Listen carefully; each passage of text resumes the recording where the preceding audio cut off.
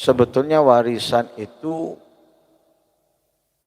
bukan pemberian orang tua, tapi ketentuan dalam syariat. Jadi mau tidak mau secara otomatis ketika orang tua itu meninggal, apa yang dimiliki orang tua menjadi milik anaknya. Ya, mau diwasiatkan atau tidak diwasiatkan. Jadi warisan itu nunggu orang tuanya meninggal ya. Warisan nunggu orang tuanya meninggal. Kalau belum meninggal bukan warisan. Karena ada orang yang meributkan ini nanti kan jadi warisan kita, atau ini kan harus dibagi warisan. Bapak isi ono, ibu isi ono. Bukan warisan itu. Warisan itu ketika yang punya harta meninggal dan memiliki ahli waris. Seperti istri, anak, orang tua, saudara. Itu ada di dalam pembagian waris. Nah, itu enggak nunggu diwasiatkan. Tidak nunggu diwasiatkan. Meninggal, maka harta yang ditinggalkan itu sudah ditentukan oleh Allah miliknya siapa saja. Ada hak bagi orang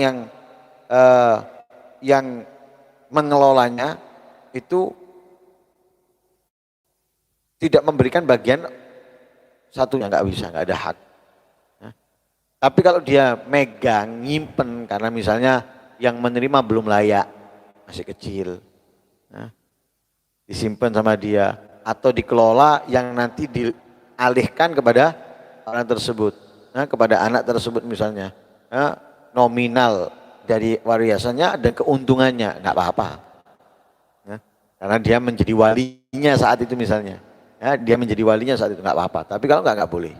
Jadi diwasiatkan ataupun tidak itu sudah menjadi miliknya ahli waris. Nggak ada orang tua nggak membagi, misalnya meninggal bapaknya, ibunya nggak ngasih, nggak boleh, haram. Ketika ibunya tidak memberikan bagian anaknya, haram, dosa. Atau sebaliknya, anak yang membagi ibunya nggak dikasih, haram, dosa. Jadi ketika yang punya harta meninggal, maka di situ ada kewajiban dibagi. Siapapun yang menahan tanpa alasan yang diperbolehkan dalam syariat, maka dia berdosa. Berdosa. Adapun wasiatkan, ya wasiat itu berarti nunggu mati. Kalau kita mewasiatkan sesuatu untuk seseorang, baik itu keluarga ataupun yang lain, itu nunggu mati. Nunggu mati baru jalan itu wasiatnya. Kalau itu wasiat harta, maka yang kena daripada wasiat tersebut itu tidak lebih dari sepertiga hartanya mayit.